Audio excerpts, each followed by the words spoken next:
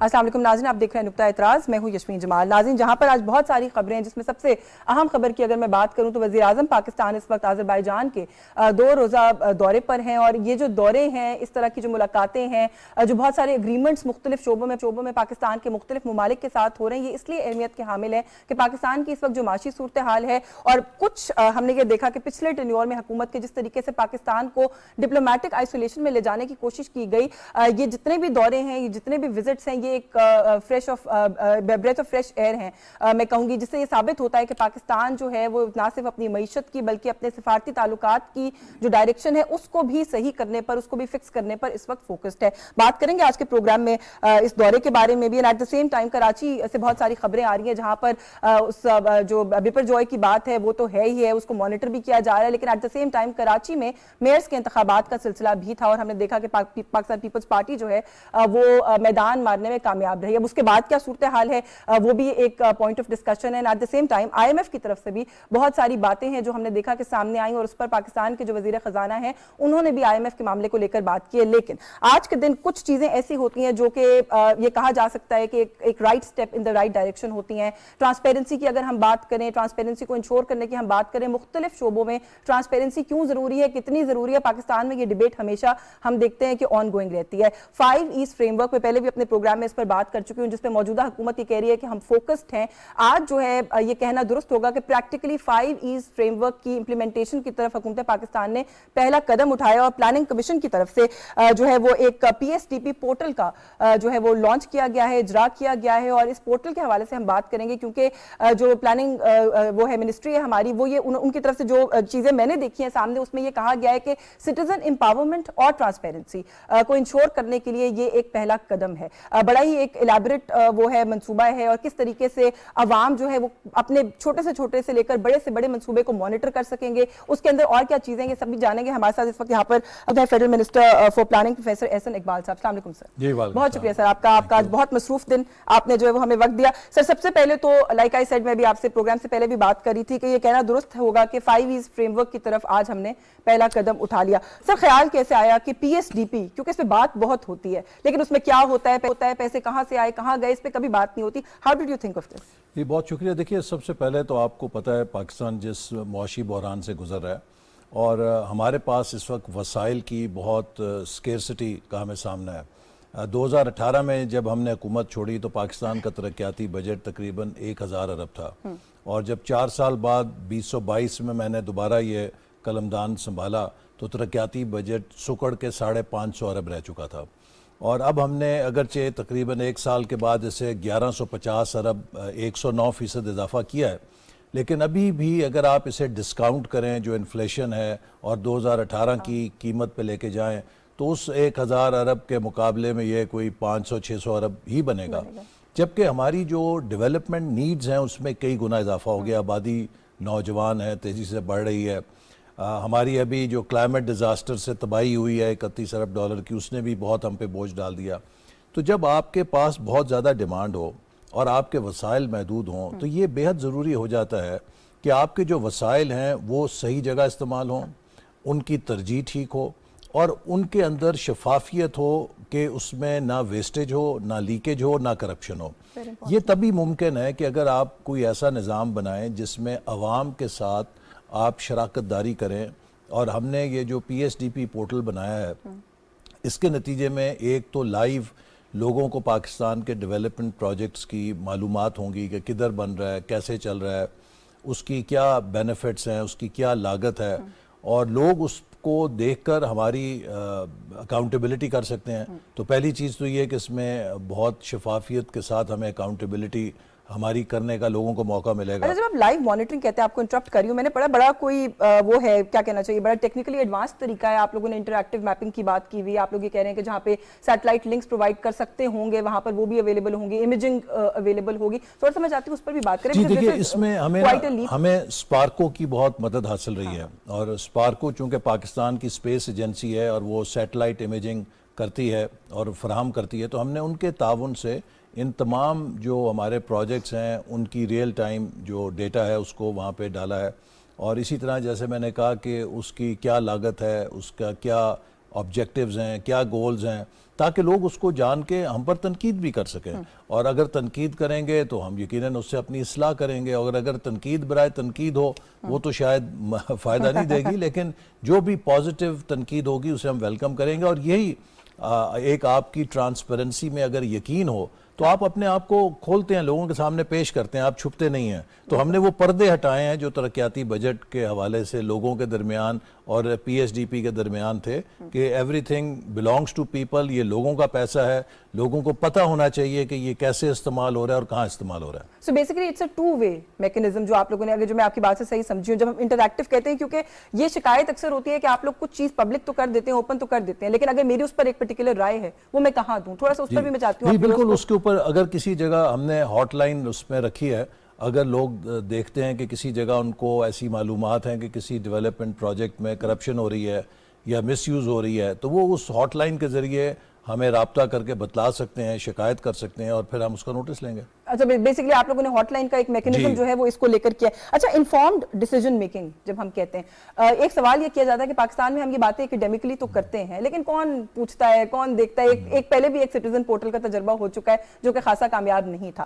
کس طریقے سے آپ یہ بات انشور کریں گے عوام کو کہ جو بھی ان کی رائے ہوگی, جیسے آپ نے کہا کہ اگر تنقید برائے تنقید نہیں ہے تو it will be taken into account. جی دیکھیے, اس کا تو سب سے بڑا جو ذریعہ ہے وہ جب آپ لوگوں کے ساتھ انٹریکٹیو ہوتے ہیں, تو لوگ اگر ان کی بات پوری نہ ہو تو وہ بھی پبلک ڈومین میں لے آتے ہیں کہ میں نے یہ بات کہی تھی اور حکومت نے اس کا نوٹس نہیں لیا یا اس کے برخلاف عمل کیا ہے.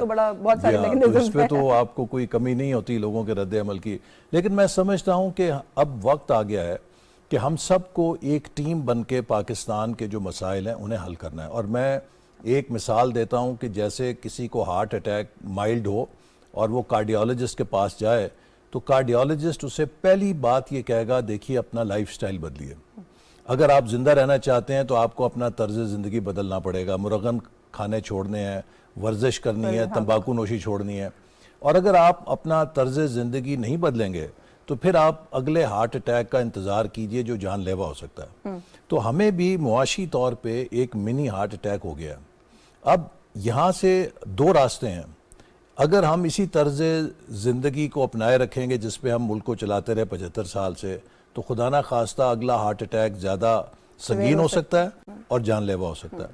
لیکن اگر ہم اپنے آپ کو بچا لیں گے ان پرانی عادتوں سے, طور طریقے بدلیں گے, پروڈکٹیوٹی اپنی بڑھائیں گے, ملک کے اندر سیاسی انتشار نہیں برپا کریں گے, استحکام اور تسلسل پالیسیوں کا یقینی بنائیں گے, تو دیکھیے ہم اتنے مالا مال ہیں. ہم نے ایک سٹڈی ابھی جاری کی ہے کہ اگر ہم اپنے پوٹینشل پہ کام کریں تو 2035 تک ہم $1 ٹریلین اکانومی بن سکتے ہیں. اور اگر ہم نے موجودہ حال اپنا چال یہی رکھا تو 1 ٹریلین کی بجائے ہم 570 بلین کی اکانومی ہوں گے. لیکن جو ہماری آبادی 8 کروڑ سے زیادہ اضافہ ہو چکا ہوگا, اس کے نتیجے میں غربت 40% سے بڑھ جائے گی, اور نوجوانوں میں شرح بے روزگاری 15% سے اوپر ہو جائے گی, اور اس سے پھر ہمیں اپنے ملک کے اندر بہت سے انتشار کا سامنا کرنا پڑے گا. تو لہٰذا دس از ان اے وے اے ڈیسائیڈنگ. دیکھیے جو کرائسس ہے نا, اس میں ایک اپرچونٹی پنہا ہوتی ہے. اگر آپ اسی کرائسس کے اندر اپنی اصلاح کر لیں تو وہ آپ کے لیے بلیسنگ اینڈ ڈسگائز ہوتی ہے. لیکن اگر آپ اس سے کوئی سبق نہ سیکھیں تو پھر آپ اس سے ایک بڑی بیماری کا یا ایک بڑی مصیبت کا شکار ہو سکتے ہیں. یہ آلریڈی ایکسپیرینس دیٹ ہم لوگ گروئنگ اکانومیز کی لسٹ میں اوپر جاتے جاتے لیکن 2017-18 میں ہمارے ملک کو کہا جا رہا تھا کہ ہم 2030 تک ٹاپ 20 اکانومی میں جا سکتے ہیں. اسی شہر کے اندر میرے پاس ہر ڈیولپ G7 ملک کا, امریکہ, برطانیہ, جاپان, جرمنی, سب سفیر آ کے ایک سوال کرتے تھے کہ ایکسلنسی یہ بتائیے کہ ہم آپ کے سی پیک کے منصوبے میں کہاں, ہماری کمپنیاں کہاں سے شریک ہو سکتی ہیں, ہم لوگ کیسے اس میں شریک ہو سکتے ہیں. تو سی پیک پاکستان کا ایک برانڈ نیم بن گیا تھا. ہر طرف آپ کو نظر آتا تھا چین کی کمپنیاں چینی قیادت کے کہنے پر پاکستان آئی ہوئی ہیں اور وہ نئے نئے مواقع تلاش کر رہی تھی. ہم نے اس اپرچونٹی کو اپنے ہاتھ سے ضائع کر دیا, اس کو ٹھڈا مار کے اپنے ملک سے بھگا دیا. وہ سارے جو سرمایہ کار ہیں यहाँ से गए, कोई वियतनाम चला गया, कोई कम्बोडिया चला गया, कोई लाओस चला वो गया। जो प्राइमरीली जो मंसूबा था सीपैक का, हमने उसी के साथ जो किया तो जाहिर है उसका फिर एक इम्पैक्ट होता है। Sir since you are here, आखिर में मैं आपका ज्यादा वक्त नहीं लूंगी, मुझे पता है आपकी मसरूफियत है। सर 5 ईज फ्रेमवर्क पे भी मैं चाहती हूँ एक दफा जरूर, क्योंकि एक इनिशिएटिव है, बड़ा एक कॉम्प्रिहेंसिव चीज है, और जिस पे अभी हमने बात की तफसील से, वो तो एक छोटा हिस्सा है उसका। सो थोड़ा सा 5 ईज फ्रेमवर्क के पे देखिए, हमारे व्यूअर्स के लिए। आप अब हर कोई जानता है कंप्यूटर में हर किसी के पास गूगल मैप है, बहुत बड़ा टूल है, लेकिन वो गूगल मैप उस वक्त तक कारआमद नहीं है जब तक आप उसमें एड्रेस न डालें। जब आप उसमें एड्रेस डालेंगे फिर वो आपकी रहनुमाई करेगा कि इस रास्ते पे आपने चलना है। लेकिन अगर आपके पास कोई एड्रेस नहीं है तो आप उसे खेलते रहें, उसका कोई पर्पस नहीं है। इसी तरह डेवलपमेंट में भी अगर आपका कोई गोल नहीं है, कोई रोड मैप नहीं है, तो फिर वो एलिस इन द वंडरलैंड होता है कि any road will take you there. तो लिहाजा हमने विजन 2025 जब बनाया तो उसमें एक रोड मैप बनाई और इस पे हम कामयाबी से चल रहे थे।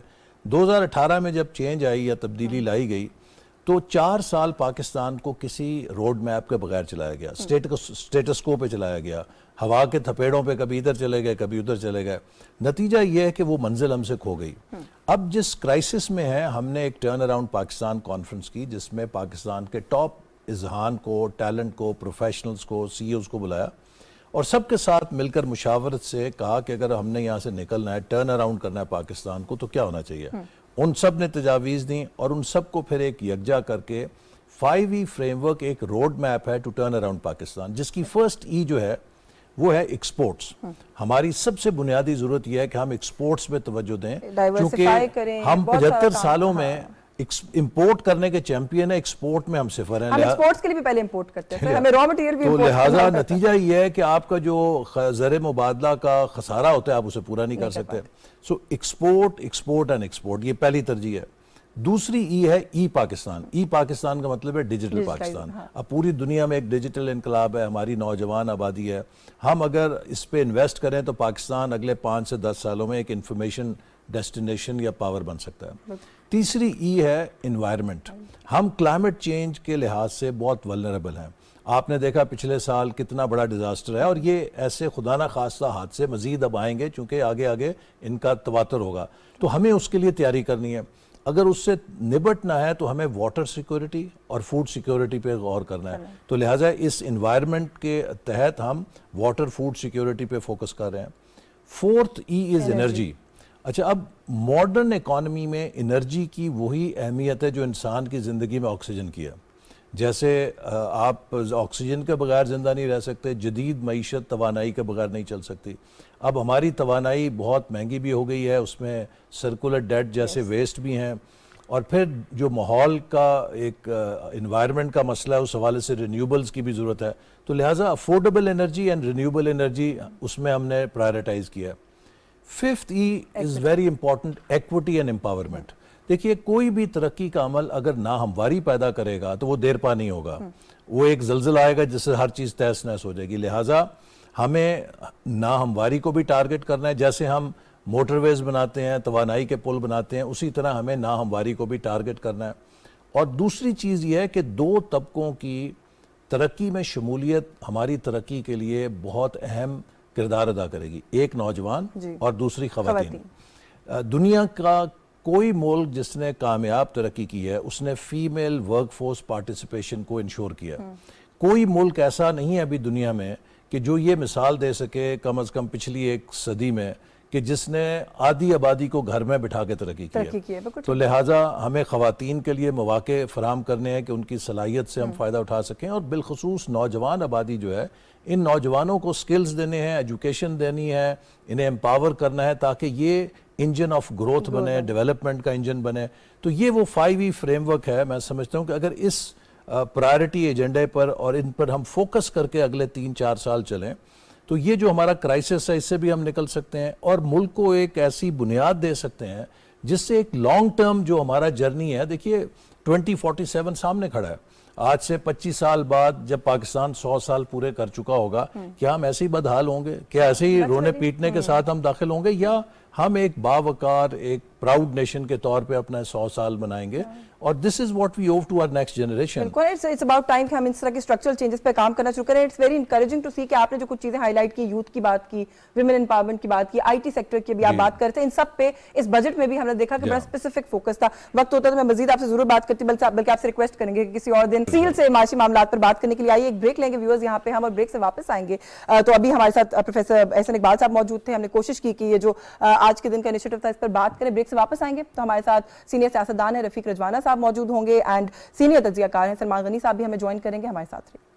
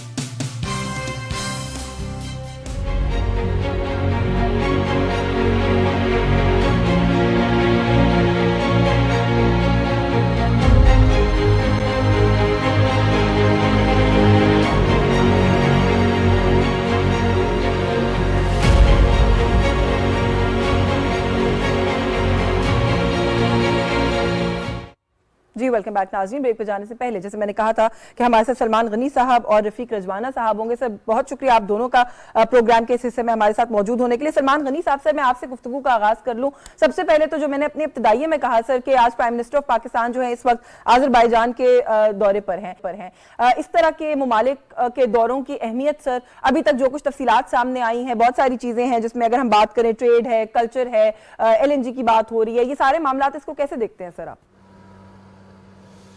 بسم اللہ الرحمن الرحیم. یشفین اگر آپ مجھے اجازت دیں تو ابھی تھوڑی دیر پہلے جو گفتگو احسن اقبال صاحب کر رہے تھے, میں تھوڑی سی بات اس پہ کروں گا اور پھر میں آذربائیجان کے دورے پہ آتا ہوں. دیکھیں احسن اقبال صاحب ابھی ایک آئیڈیل صورتحال کی بات کر رہے تھے, پاکستان کی معاشی ترقی کیسے ہوگی, نوجوانوں کا رول کیا ہوگا, پاکستان کیسے بنے گا. یہ سب کچھ پاکستان کے استحکام سے جڑا ہوا ہے, اور میں سمجھتا ہوں کہ جب ہم اندرونی استحکام سے ہمکنار ہوں گے تو باہر سے ہمیں اچھی خبریں. آپ نے جیسے پرائم منسٹر صاحب کے دورہ آذربائیجان کے حوالے سے سوال کیا ہے, دیکھیں سینٹرل ایشین کنٹری سے ہمارے آئیڈیل تعلقات ہیں, اور خاص طور پہ آذربائیجان کے حوالے سے میں یہ کہوں گا کہ بہت سارے معاملات میں ہماری ان کے درمیان مماثلت ہے, اس لیے کہ ان کے پاس بھی قدرتی وسائل بہت ہے, پاکستان کے پاس بھی بہت ہے, وہ بھی آئل, گیس اور توانائی کے حوالے سے خود کفیل ہیں, اور اسی معاملے میں پاکستان کے ساتھ ایک کوارڈینیشن چاہ رہا ہے, پاکستان کے ساتھ تعاون چاہ رہا ہے, اور پاکستان کے بھی یہ ایشو ہیں. اور سب سے اہم بات یہ کہ آذربائیجان کے حوالے سے پاکستان نے ایک سٹینڈ لیا, جس طرح ہمارے نزدیک کشمیر ہماری خارجہ پالیسی کا محور ہے, اسی طرح ان کا ایک متنازع علاقہ بھی تھا. آرمینیا کے ساتھ ان کا ایک جھگڑا چل رہا تھا, اور پاکستان نے سٹینڈ لیا خود آذربائیجان کے ساتھ, اور یہاں تک کہ آرمینیا کو تسلیم بھی نہیں کیا. میں سمجھتا ہوں کہ بیرونی محاذ سے ہمیشہ اچھی خبریں آتی ہیں, لیکن یشفین میں پھر یہ بات کہوں گا کہ ہمیں پہلے اندرونی استحکام پہ کام کرنا چاہیے, اور جب ہم معاشی حوالے سے آگے کی طرف بڑھیں گے تو یہ وہ کنٹریز ہیں, میں نے خود بھی یہاں میں جاتا رہا ہوں, وہ پاکستان سے بہت زیادہ توقعات رکھتے ہیں. دیکھیں جب انہیں یہ پتہ چلتا ہے کہ پاکستان ایک نیوکلیئر پاور ہے, تو وہ یہ سمجھتے ہیں کہ معاشی حوالے سے پاکستان اقدامات کر کے خود انحصاری کی منزل پہ پہنچ سکتا ہے. اور پرائم منسٹر صاحب کا یہ وزٹ نہایت اہم ہے, اس کی ٹائمنگ اہم ہے. اور یشفین میں یہ بھی کہتا چلوں کہ اس پورے خطے میں ایک بڑی چینج آئی ہے کہ اب اس خطے کے فیصلے یہی ہوں گے, اور یہ خطہ وسائل سے مالا مال ہے, اور اگر ایک دوسرے کے ساتھ تعاون کی پالیسی اختیار کی جائے گی تو یقیناً پاکستان کے مسائل بھی حل ہوں گے, اور سینٹرل ایشین کنٹری جو پاکستان سے توقعات رکھتے ہیں وہ بھی پوری ہوں گی. بالکل ٹھیک ہے. رفیق رجوانہ صاحب, sir how do you look at this? تھوڑا سا ایک تو کیونکہ جیسے بھی سلمان صاحب نے کہا بالکل صحیح ہے کہ اس پہ بھی پہلے بات کر لیتے ہیں. 5 ایز فریم ورک کی بات ہو رہی ہے, ابھی آج جو PSDP پورٹل کی بات ابھی احسن اقبال صاحب کر کے گئے. سوال تو سر یہ بنتا ہے جو سلمان غنی صاحب کر رہے ہیں کہ یہ ساری باتیں اکیڈیمکلی آن دا بک بہت اچھی ہیں, ہمیں اپنے جو گراؤنڈ ریالٹیز ہیں ان کو سامنے رکھ کے بات کرنی چاہیے. جب تک اس ملک میں استحکام نہیں ہوگا کس طریقے سے سر یہ سارے معاملات جو ہیں ان پہ امپلیمنٹیشن ہو سکے گی؟ دیکھیں جی, پولیٹیکل سٹیبلٹی، معاشی اپنا سیاسی استحکام جو ہے نا وہ معاشی استحکام کے لیے ضروری ہے، اور معاشی استحکام اس سے ریلیٹڈ ہے. جتنی پولیٹیکل انسٹیبلٹی ہمارے ملک میں پچھلے 4 سالوں میں ہوئی ہے، 5 سالوں میں اتنی کبھی نہیں ہوئی سوائے مارشل لا کے ادوار کے. تو یہ بڑی افسوسناک بات ہے. اب جو ہونا تھا وہ تو ہو گیا، اس سے سبق حاصل کرنا چاہیے. ہمارے ہاں یہ رواج ہے کہ دوسروں کو الزام دیتے دیتے اپنا کردار کم ادا کرتے ہیں. تو ہمیں اپنا کردار ادا کرنا چاہیے. اب جب کردار کی بات کرتے ہیں تو صرف حکومتوں پہ یا حکومت پہ نظر نہیں رکھنی چاہیے، ان سے توقع نہیں کرنی چاہیے. سارے ٹھیک ہے، ان کی رسپانسبلٹی، ان کا ایک فرض بھی ہے، مگر بات یہ ہے کہ بطور ایک فرد کے، بطور ایک قوم کے فرد کے، ایک نیشنل کریکٹر ہے قوم کا، اس کے حساب سے ہر بندہ اپنا رول ادا کرے پازیٹیو. جس کا ٹیکس بنتا ہے وہ ٹیکس دے، جس کا جو بھی بنتا ہے وہ ایمانداری سے کام کرے، اور پھر ملک کی ترقی میں اپنا حصہ ڈالے. پھر اس کے بعد اور اس سے بلکہ پہلے حکومت کا جو ہے نا ایک رول شروع ہوتا ہے. اب بات یہ 75 سالوں میں آج تک ہم جو جس نہج پہ پہنچے ہیں، ہمارے لیے بڑی افسوسناک ہے کہ ہم دنیا کی طرف دیکھتے ہیں. تو میں یہ سمجھتا ہوں کہ آج کل کے جو حالات ہیں ہو سکتا ہے ہمارے لیے ایک بہت بڑا سبق ہو. اور کرائسس میں جو ہے نا مینجمنٹ تو ہر کوئی کر لیتا ہے. آپ کی فیکٹری ہے، آپ مینیجر رکھ لیں گے تو مینیجر وہ فیکٹری چلا لے گا. اصل مینیجر وہ ہے جو کرائسس مینجمنٹ کا ماہر ہو. اب پاکستان میں کرائسس ہے اور مینجمنٹ جس طرح سے ہو رہی ہے، اللہ کرے یہ چلتی رہے تو کبھی اس وقت آئے گا ہم نکل جائیں گے، مگر اس کے لیے پولیٹیکل کنسنسس بہت ضروری ہے. ہر جماعت دعویٰ کرتی ہے کہ میں پاکستان کے لیے مخلص ہوں، میں محب وطن ہوں. کوئی شک نہیں کہ تمام سیاسی جماعتیں، تمام سیاسی لیڈر محب وطن ہیں. کہیں نہ کہیں کچھ ایسا شک یا شاید ضرور ہوتا ہے جہاں ایسے کردار ہوتے ہیں، جیسے کہ 9 مئی کا واقعہ ہے تو وہاں آدمی کی آنکھیں کھلی رہ جاتی ہیں، تو پھر بندہ سوچنے پہ مجبور ہو جاتا ہے. بٹ اوور آل ساری جماعتیں محب وطن ہیں. ہمیں اس بات کو سامنے رکھنا چاہیے کہ آخر نعروں تک رکھتے ہوئے پولیٹیکل سسٹم کو کب تک چلائیں. ہم اگر حقائق قوم کو نہیں بتائیں گے، سارے پولیٹیکل لیڈر، میری حکومت آتی ہے تو اپوزیشن کہتی ہے میں ناکام ہوں، جب ان کی حکومت آتی ہے تو ہم کہتے ہیں وہ ناکام ہے. اس روش کو ترک کرنا پڑے گا. ہمیں ایک کنسنسس ڈیولپ کر کے ملک کی ترقی کرنی پڑے گی. جب تک یہ 15-20 سال کا ایک منصوبہ ساری جماعتیں بیٹھ کے یہ اکنامک جو چارٹر آف اکانومی جس کو کہتے ہیں اس طرح کا نہیں بنے گا تو یہ کام اس طرح نہیں چل سکتا. اب ڈیفالٹ کی خبریں آ رہی ہیں، اللہ کرے نہ ہو تو پرائیویٹائزیشن کو ایکسپیڈائٹ کرنا چاہیے، نیچرل ریسورسز کو ایکسپلور کرنا چاہیے، دنیا کی طرف کم دیکھنا چاہیے، اپنے پاؤں پہ کھڑا ہونا چاہیے. اللہ تعالیٰ نے ہمیں اتنے وسائل سے مالا مال کیا ہے، اللہ تعالیٰ کی رحمتیں ہیں. میں تو بطور ایک مسلمان کے کہتا ہوں کہ ہماری جو دھرتی ہے وہ فَبِأَيِّ آلَاءِ رَبِّكُمَا تُكَذِّبَانِ، جس کا ترجمہ ہے کہ پس تم رب تعالیٰ کی کن کن نعمتوں کو جھٹلاؤ گے، اس کا ایک منہ بولتا نمونہ ہے. تو پھر اس کے ہوتے ہوئے ہمیں انشاءاللہ اللہ پہ توقع رکھنی چاہیے، مگر اس کے بعد اپنی محنت ایمانداری سے کام کرنا چاہیے. جو بات آپ کہہ رہے ہیں رویوں کی بات ہے اور شاید فوکس کی بات ہے، اور جیسے آپ نے کہا کہ ہر کوئی کہتا ہے کہ ملک کے ساتھ سنسیئر ہے مگر بیٹھنے کی بات ہے. سلمان غنی صاحب، سر ابھی آپ نے کہا کہ ان ممالک کے ساتھ ہمارے تعلقات اچھے ہیں، تھوڑا سا اس کو اور پرسپیکٹو میں اگر رکھ کے دیکھیں، انرجی نیڈز کی بات ہے، توانائی کی بات ہے، بھی احسن اقبال صاحب بھی بات کر رہے تھے، رعایتی اس کے اوپر نرخوں کے اوپر سستی LNG جو ہے وہ آنا شروع ہو جائے گی. پاکستان میں یہ معاہدہ ہوا ہے اور یہ جلدی 1 مہینے کے اندر اندر ہو جائے گا. پھر دوسری طرف روسی تیل والی بات بھی ہم دیکھ رہے ہیں. سر یہ کچھ چیزیں ایسی تو ہیں جو کہ ہم یہ کہہ سکتے ہیں کہ جو پاکستان کی کچھ بنیادی معاملات ہیں یا مسائل ہیں ان کو درست کرنے کی طرف ہم اقدامات کر رہے ہیں. پرائم منسٹر صاحب نے یہ کہا کہ یہ جو پروپیگنڈا کیا گیا، کیونکہ ابھی رضوانہ صاحب پروپیگنڈا کی بات کر رہے تھے اور عدم استحکام کی آپ نے بھی بات کی، یہ جو پروپیگنڈا تھا روسی تیل کو لے کر ریجیم چینج کا، وہ دم توڑ گیا اس کے بعد. اس کو how do you respond to that? دیکھیں یشفین، ابھی رضوانہ صاحب نے ایک قرآنی آیت کا ذکر کیا، اور میں اس حوالے سے ایک شعر ہے کہ خدا نے آج تک اس قوم کی حالت نہیں بدلی، نہ ہو جس کو خود خیال اپنی حالت بدلنے کا. ابھی جس معاشی صورتحال کی بات ہو رہی تھی اور رضوانہ صاحب نے کہا کہ 2017-18 میں جو کرائسس آیا وہ کیوں آیا تھا. آپ کو پتہ ہے کہ 2013 سے 2017 تک پاکستانی معیشت دنیا کی 24ویں بڑی معیشت تھی. آج ہم 47ویں نمبر پہ کھڑے ہیں. یہ سب کچھ کیوں ہوا؟ بات یہ کہ ابھی کہا گیا کہ ہمیں آگے کی طرف دیکھنا چاہیے. بات یہ کہ ہم تاریخ سے سبق حاصل کیوں نہیں کرتے. میں سمجھتا ہوں کہ یہ سارا کچھ ایک بڑے کھیل کا حصہ تھا. ابھی انہوں نے 9 مئی کا ذکر کیا. کیا اس سے پہلے پاکستان کی سیاست میں کسی سیاسی لیڈرشپ کو یا کسی پولیٹیکل پارٹیز کو اس طرح کے گھرونے جرم کی جرت ہوئی تھی؟ کیا ہمارا دشمن ایسے کر سکتا تھا؟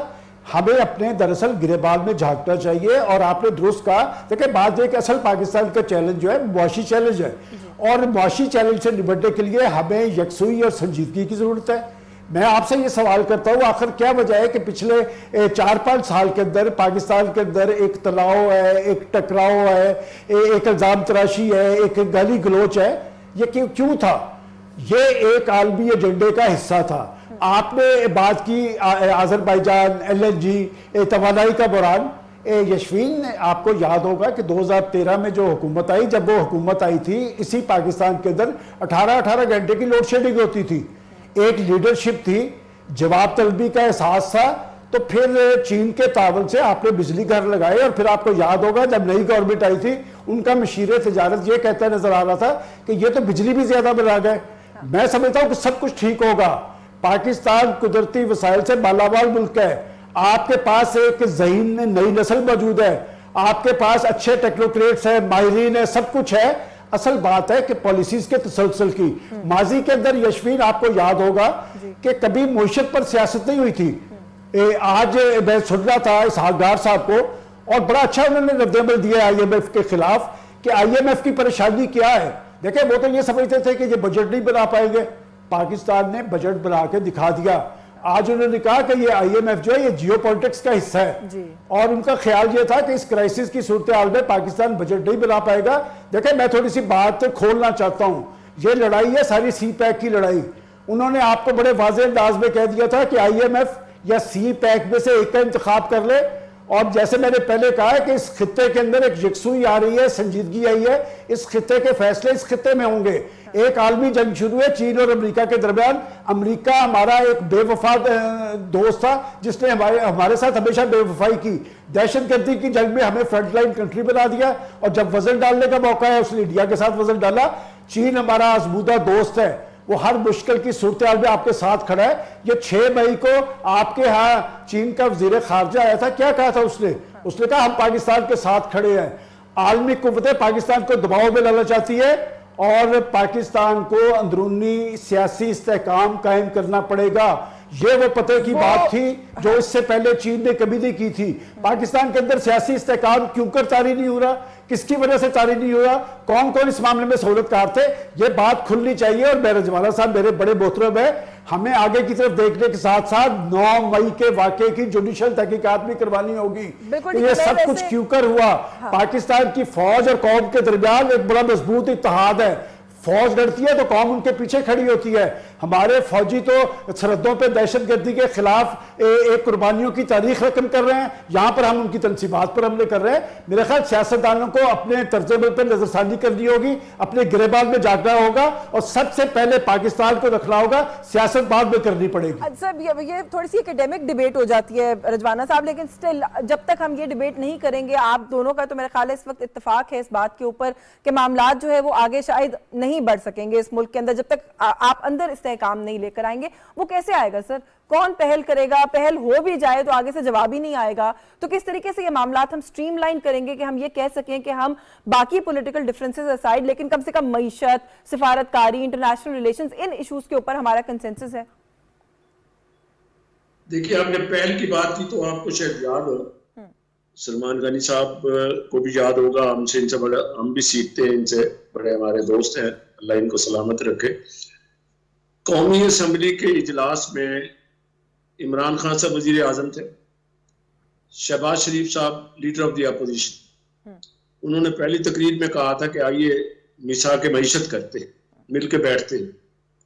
اور عمران خان صاحب نے کہا تھا الیکشن کمپین میں بھی, پارلیمنٹ میں بھی, اس کے بعد بھی, آج تک یہ چور ہے, میں ان سے ہاتھ نہیں ملاؤں. جس پولیٹیکل لیڈر کا یہ رویہ ہو, حکومت بھی اس کی بنوائی گئی, جن حالات میں 2018 کے الیکشن ہوئے, جو بھی ہوا ہو گیا, ملک پر جو بھی شکون مارنا تھا مار دیا. اب بات یہ ہے کہ اس ساری چیز کی قیمت تو قوم ادا کرے. اب جب ایک آدمی سوچے کہ میں نے، اور بلکہ علن اعلان کہے میں نے ہاتھ نہیں ملایا، پھر عدم اعتماد کے بعد جتنا عدم استحکام پارلیمنٹ میں آیا، قومی اسمبلی میں آیا، ان کو وہی بیٹھنا ہونا چاہیے تھا۔ آج کمپیریزن کریں کہ اگر قومی اسمبلی میں عمران خان بیٹھے ہوتے، ان کی پارٹی بیٹھی ہوتی، وہاں ایک رول ادا کر رہے ہوتے، تو یہ معاشی عدم استحکام کچھ کم ہوتا اور سیاسی عدم استحکام بالکل نہ ہوتا۔ اور الیکشن کی وقت آنے والا ہے، قریب ہے، ہر کوئی جائے اپنا اپنا قسمت آزمائی کرے۔ اصل میں یہ ایک جھوٹے نعروں پر، سوشل میڈیا کی گیم پر نوجوان نسل کو خراب کیا گیا، اور اس کا رزلٹ جو ہے 9 مئی کے واقعات میں نکلا۔ اس بات سے کوئی انکار نہیں ہے کہ ہمارے پاکستان کا تحفظ، ہمارے پاکستان کی سلامتی پاکستان کی افواج نے کرنی اور کرتی ہیں، اور انہوں نے کی ہے۔ جس طریقے سے انہوں نے ایک میسج دیا کہ شہیدوں کی یادگاروں کو بھی شہید کیا گیا، اس سے یہ لگتا ہے کہ یہ کوئی ایجنڈا کوئی شاید مقامی کم ہوگا اور بیرون ملک زیادہ ہوگا۔ اور جس طرح سے آپ نے دیکھا کہ سوشل میڈیا پہ بیرون ملک جو کچھ پاک فوج کے خلاف ہو رہا ہے، یہ بھی یا ہوتا رہا ہے، افسوسناک ہے، مگر یہ ایک ایجنڈے کا حصہ ہے۔ نہیں، لیکن رضوانہ صاحب پھر اس طرح کی چیزوں کو آپ کو نہیں لگتا کہ کہیں نہ کہیں قوموں کو چیک کرنا پڑتا ہے، ریاست کو چیک کرنا پڑے گا؟ کیونکہ جب انویسٹیگیشن کی بات کرتے ہیں تو دوسری طرف سے الزام یہ آتا ہے کہ ریاستی جبر کا نشانہ بنایا جا رہا ہے ہمیں۔ دیکھیے بات یہ ہے کہ اس وقت تو آپ دیکھیں کہ ٹیکنالوجی اور آئی ٹی اتنا جو ہے نا وہ اس ترقی کر چکی ہے کہ آج تو ہر چیز کا ویڈیو کی ریکارڈنگ ہوتی ہے، ٹھیک ہے جی، ہر چیز کی وہ تصویر آ جاتی ہے۔ تو اب 9 مئی کے واقعات میں جو کچھ انویسٹیگیشن ہو رہی ہے، انہوں نے پوری اس میں سارا کچھ انہوں نے انویسٹیگیٹ کیا، اس کے لیے کنکریٹ ایویڈنس کلیکٹ کر رہے ہیں۔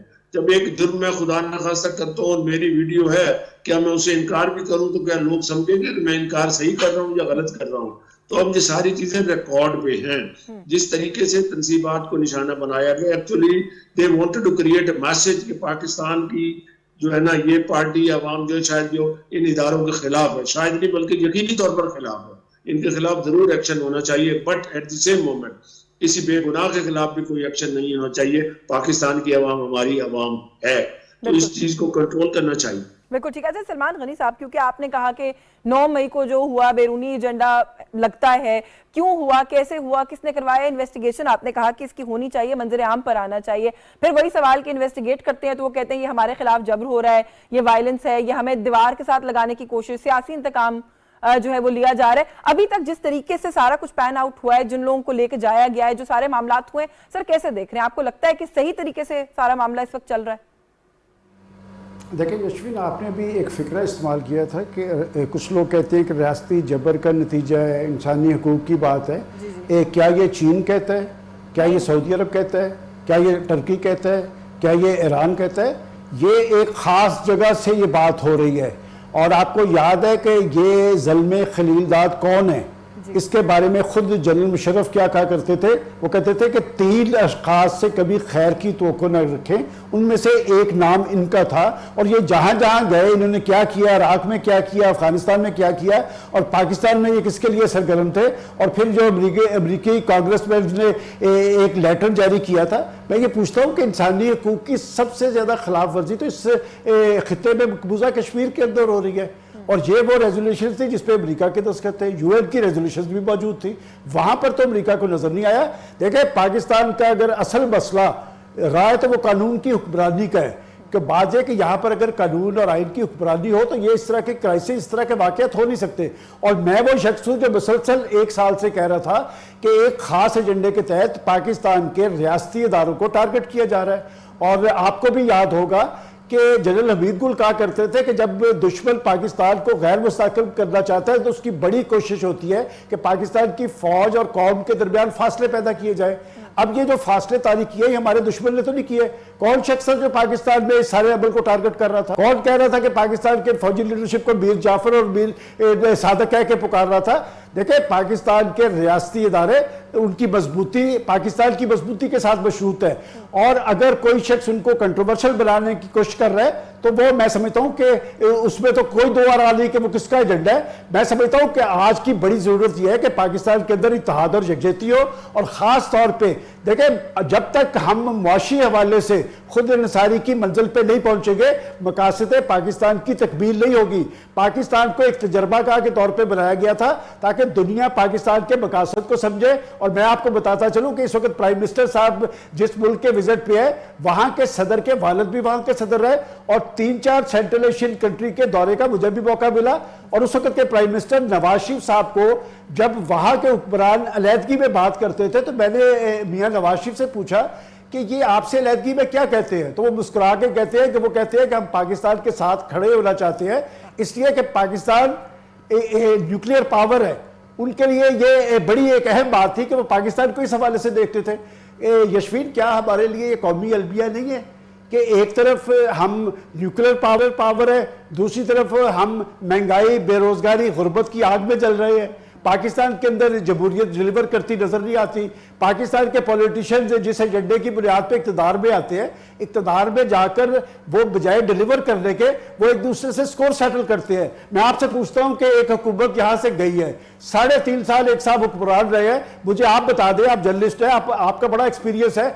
देखिए, हर हुकूमत का एक बड़ा क्रेडिट होता है। मैं हमेशा कहता हूं कि पीपल्स पार्टी का एक क्रेडिट है कि उसने पाकिस्तान के अंदर आइन बनाया और आइन पाकिस्तान आज भी आपके लिए नुस्खे की भी है। पाकिस्तान मुस्लिम लीग नून है, उसने पाकिस्तान के अंदर बिजली का बहरान खत्म किया। 3.5 साल हुकूमत में सवाए अपने मुखालफिन को टारगेट करने के, पाकिस्तान के अंदर अपने तर्ज अमल से इंतशार और खलफशार पैदा करने के, मुझे कोई बता दे कि उनका एक बड़ा क्रेडिट कौन सा है। देखिए, बात यह कि आप आते तो जिस एजेंडे की बुनियाद पे आप कहते हैं कि हम पाकिस्तान में सियासी तब्दीली लाएंगे, हम पाकिस्तान में इंतखाबी इंतजामी इस्लाहात पैदा करेंगे, नौजवानों को रोजगार दे, 1 करोड़ नौकरियां देंगे, 50 लाख घर बनाएंगे और हम पाकिस्तान के अंदर गवर्नेंस को यकीनी बनाएंगे। ये अभी जो बात हो रही थी कि मैंने आपको बताया कि 24वीं बड़ी मुइशत जो है आखिर 47वें नंबर पे क्यों आई। आज का सबसे बड़ा मसला यह है कि पाकिस्तान की सियासी लीडरशिप को बैठकर यह फैसला करना होगा कि हमने मुइशत पर सियासत नहीं करनी। माजी के अंदर मुइशत पर सियासत नहीं होती थी, ये 10-12 साल का चक्कर है, ये आलमी एजेंडा है। और आलमी एजेंडा यह है कि पाकिस्तान चूंकि एक न्यूक्लियर पावर है, दुनिया भर के मुसलमान पाकिस्तान को इस हवाले से काबिल एहतराम नजरों से देखते हैं। और मैं ये भी कहता चलूं, आज जब मैं इसहाक डार साहब का जो रद्देमल देख रहा था, उन्होंने वो बात कह दी है कि जियो पॉलिटिक्स का हिस्सा है। IMF कौन होता है हमें शराइत पे लागू करने वाला? डार साहब तो बहुत कंसिस्टेंटली आपको पता है ये बात कर रहे हैं और वो ये भी बार बार कर रहे हैं कि जो कुछ चीजें ऐसी हैं जिस पे IMF हमें स्क्वीज करना चाह रहे हैं वो हम नहीं मानेंगे। मैं थोड़ा सा रजवाना साहब से इस पे कमेंट ले लूं सर कि IMF, ये हम बात कह रहे हैं कि इस मौजूदा मुश्किल सूरत हाल के अंदर भी हमने बजट जो है वो बना दिया and it's a good budget document जो अभी तक सामने आया है। लेकिन IMF तो सर गैर मुतमईन है, उन्होंने बड़ा कैटेगोरिकली कह दिया है कि वो मुतमईन नहीं है जिस तरह का बजट जो अभी तक हम लेकर सामने आए। डार साहब का जो रिएक्शन है, कुछ माशी एक्सपर्ट्स का यह ख्याल है कि फॉर गुड IMF प्रोग्राम इसकी वजह से डीरेल हो जाएगा, डी ट्रैक हो जाएगा and that probably is not an option for us right now. देखिए, IMF की जो पॉलिसी है किसी हद तक लिमिटेड होनी चाहिए according to the situation of the country. अगर वो हमें स्ट्रेंगुलेट करके ऐसे मसाइल पैदा कर दें कि हुकूमत भी जो है वो मकबूल न रहे या हुकूमत जो है वो अवाम की ज़ेर अताब रहे और काबिल अमल भी ना हो, तो उसका तो मतलब साफ इनकार है। और इसके लिए बिल्कुल सलमान गनी साहब ने भी ठीक कहा और हमें भी जो हम एनालिसिस करते हैं, जो प्रिंट मीडिया और इलेक्ट्रॉनिक मीडिया में सुनते और पढ़ते हैं, अदरवाइज एनालिसिस इंटरनेशनल मीडिया में भी हम जो देखते हैं, तो उसको अगर आप इंडिपेंडेंट एनालिसिस करें कि after all what is the reason कि IMF इतना डट गया है किस्त के लिए, ऐसी कौन सी बात है? तो कौन सा IMF इतनी बड़ी किस्त हमें दे रहा है जिससे हमारा मुल्क जो है कहीं आसमान पे चला जाएगा? बात यह है कि इसके पीछे वही एक सियासत है, आलमी सियासत है। इस खित्ते में एक बड़ी चेंज आ गई है। चीन ने ईरान और सऊदी अरब के ताल्लुकात बहाल करवा दिए, चीन ने कतर, UAE यहाँ पे अपना असर रसूख शुरू कर दिया, चीन ने अफगानिस्तान में भी अपना असर रसूख शुरू किया है जहां अमेरिका फेल हुआ या अमेरिका की पॉलिसी क्या थी। अब बात यह है कि पाकिस्तान एक ऐसे सिचुएशन में आ गया कि where we have to draw a line in between our diplomatic relations with America and diplomatic relations with China and other countries. अब हमने देखना है कि हमारे खित्ते की सिचुएशन हमारी क्या डिमांड करती है, हमारे इस खित्ते की क्या जरूरत है, क्या हम मुल्क के इर्द गिर्द के ममालिक के साथ मिलकर इकट्ठा चलें तो बेहतर होगा। And we should talk to the Americans also کہ اس خطے میں یہ تبدیلی آ رہی ہے. اور واقعی China is a scoring point for the America, for United States of America. CPEC آپ دیکھیں 3.5 سال میں پی ٹی آئی کی حکومت میں سی پیک کو رول بیک کرنے کے برابر کر دیا گیا، کوئی اس کے اوپر کام نہیں بڑھا. تو چائنا بھی کب تک ہم پر اعتماد کرے گا جب ہمارے سیاسی حالات اس طرح کے ہوں گے، جب ہماری حکومتیں ایسی آئیں گی جو چائنا کے مفاد کے خلاف کام کریں گی. تو پھر ہمارے لیے چائنا ایک بہت بڑی، اللہ تعالیٰ نے مہربانی کی کہ چائنا ہمارے لیے ایک بہت بڑی بلیسنگ بھی ہے، ہمارا بہت بڑا دوست بھی ہے فار آل لانگ. جب تک ہم اپنے آپ کو درست نہیں کریں گے، دنیا کی طرف نگاہیں اٹھاتے رہیں گے، ہمیں اپنے آپ کو درست کرنا چاہیے. اس کا ایک واحدی طریقہ ہے کہ ہر پارٹی، جیسے میں نے پہلے کہا دی کاسٹ آف ریپیٹیشن، کہ ہر پارٹی کہتی ہے ملک میں وطن ہے، تو کیا ہر پارٹی نہیں چاہتی ایجوکیشن ہو، ہر پارٹی نہیں چاہتی ملک میں ہیلتھ ہو، ہر پارٹی نہیں چاہتی کہ ایکسپورٹ بڑھے، انڈسٹریلائزیشن ہو، آئی ٹی بڑھے، پاکستان میں خواتین کا رول بڑھے، نوجوان نسل کو صحیح خطوط پہ چلایا جائے. تو پھر جھگڑا کیا؟ اقتدار تو ساروں نے دیکھ لیا، خدا کے لیے بس کر دیں، اقتدار کی جنگ بس کر دیں. پاکستان کی جنگ لڑے، نہیں لڑیں گے تو جو آج حال ہے اس سے بھی بدتر ہو جائے گا. اور میں اسکول آف اکنامکس مجھے ڈر لگ رہا ہے، جو میں انالیسس دنیا میں پڑھتا ہوں کہ آخر کار کیا ہوگا. ہم اسی طرح مانگتے رہیں گے، اگر ہم نے اپنا کردار درست نہ کیا تو قوم ہمیں کبھی معاف نہیں کرے گی، چاہے کوئی بھی سیاسی پارٹی ہو. بالکل ٹھیک ہے. اچھا سلمان غنی صاحب،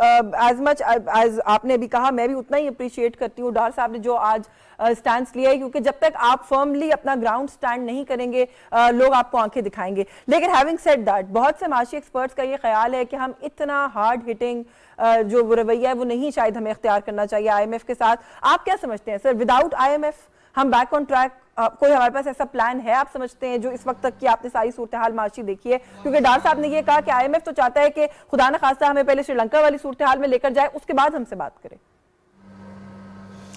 یشوین، اگر میں آپ کو یاد کرواتا چلوں تو آج سے چند ہفتے پہلے پاکستان کے پرائم منسٹر شہباز شریف صاحب نے یہ بات کہی تھی کہ آئی ایم ایف کی شرائط کیا ہے، اگر ہم قوم کو بتا دیں تو دن میں تارے نظر آ جائیں. اس کا مطلب آئی ایم ایف کی شرائط صرف معاشی شرائط نہیں ہیں، وہ کچھ چیزیں آپ کو باور کروا رہا ہے، وہ بتا نہیں رہا وہ کیا ہے. دیکھیں میں آپ کے سامنے کھول دیتا ہوں بات کہ آپ کی وزارت خزانہ کے حوالے سے یہ ریزرویشن سامنے آئی تھی کہ وہ آئی ایم ایف کی شرائط میں پاکستان کا اٹامک پروگرام اور چین سے تعلقات بھی ایک بہت بڑی رکاوٹ ہے. دیکھیں ایک فیصلہ ہو چکا ہے، اور میں آپ کو یاد کرواتا چلوں، ایک چین کے پرائم منسٹر نے آپ کی پارلیمنٹ سے خطاب کرتے ہوئے بہت خوبصورت فکرہ کہا تھا کہ دور کے رشتہ دار سے قریب کا ہمسایہ بہتر ہے. اس نے اپنی طرف اشارہ کیا تھا، اور دوست وہی ہوتا ہے جو مشکل میں آپ کے ساتھ کھڑا ہو. بلکہ میں آپ کو یہ بھی بتا دوں کہ یہ جو رشیا سے تیل آیا ہے، آپ نے اس کی ادائیگی ڈالرز میں نہیں کی، آپ نے یوان میں کی ہے. یہ یوان آپ کے پاس کہاں سے آ گئے؟ مسئلہ یہ ہے کہ یہ بی پلان پہ ہم عمل پہ رہے ہیں. ہم نے آئی ایم ایف کو اس طرح نہیں دھتکارنا. آئی ایم ایف کو سمجھ آ گئی ہے اس بجٹ کی سب سے زیادہ پریشانی پاکستان میں نہیں ہے، یہ آئی ایم ایف کو ہے. وہ یہ سمجھ رہے تھے کہ یہ بجٹ نہیں بنا پائیں گے. اور وہ جو سری لنکا کی آپ نے بات کی ہے، وہ جو آج ڈار صاحب نے کہا کہ یہ چاہتے ہیں کہ سری لنکا بن جائے، یہ پاکستان کے اندر سری لنکا کون بنا رہا تھا؟ یہ پاکستان کی، یاد آپ کو لیڈرشپ بار بار کہتی تھی کہ جی پاکستان سری لنکا بن جائے گا.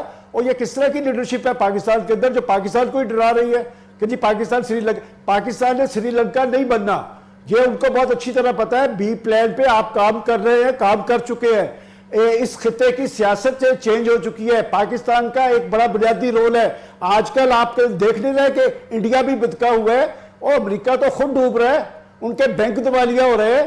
اس نے ہمارے ساتھ کہاں پر کھڑے ہونا ہے؟ بات یہ کہ چین ایک ابھرتی ہوئی عالمی پاور ہے. اور مجھے یاد پڑتا ہے کہ آج سے 4 سال پہلے جب وہاں one belt one road conference ہوئی تھی تو پریزیڈنٹ شی نے خطاب کرتے ہوئے پاکستان کی اہمیت باور کروائی تھی. گوادر کی بندر کا ذکر کیا تھا، سی پیک کا. یشوین میں آپ کو بتاتا ہوں کہ مجھے آپ کو یاد ہے کہ جب 2018 میں حکومت آئی ہے، اس حکومت کے مشیر تجارت نے سب سے پہلا بیان کیا دیا تھا کہ سی پیک کو 1 سال کے لیے معطل کر دیں. اس وقت کے پرائم منسٹر نے بلوچستان میں کھڑے ہو کے کہا تھا کہ سی پیک کے اندر کرپشن ہوئی ہے. سی پیک ختم کیوں نہیں ہو رہا؟ دیکھیں جب ہم نے ایٹمی دھماکے کر لیے تھے تو ہم دفاعی اعتبار سے خود انحصاری کی منزل پہ پہنچ گئے تھے. اس دشمن کو جرت نہیں ہے کہ وہ پاکستان پہ بری آنکھ ڈال سکے, اور اس نے آزما کے دیکھ لیا. آپ کو یاد ہے بالا کوٹ میں رات کو آیا تھا, ہمارے درخت شہید کیے تھے, تو اگلے دن اس کے طیارے مار گرائے تھے پاکستان کی ایئر فورس نے, اور وہ صرف طیارے نہیں مار گرائے تھے بلکہ دنیا کو ایک میسج دیا تھا کہ یہ دوبارہ کرے گا تو اس کے ساتھ یہی ہوگا. اب جب معاشی حوالے سے آپ نے خود انحصاری کی منزل پہ پہنچنا ہے تو اس میں سی پیک کا بنیادی کردار ہے. سی پیک کو ماضی کی حکومت کے اندر ناقابل تلافی نقصان پہنچایا گیا ہے. پاکستان کا پرائم منسٹر اور چین, میں سمجھتا ہوں کہ اگر ذہنی اعتبار سے آپ نے یکسوئی دیکھنی ہو تو پاکستانی پرائم منسٹر وہ ہے جب جیل کے اندر بند تھا تو چینی کونسل جنرل اسے ملنے جایا کرتا تھا اور وہ شہباز سپیڈ کہتے تھے.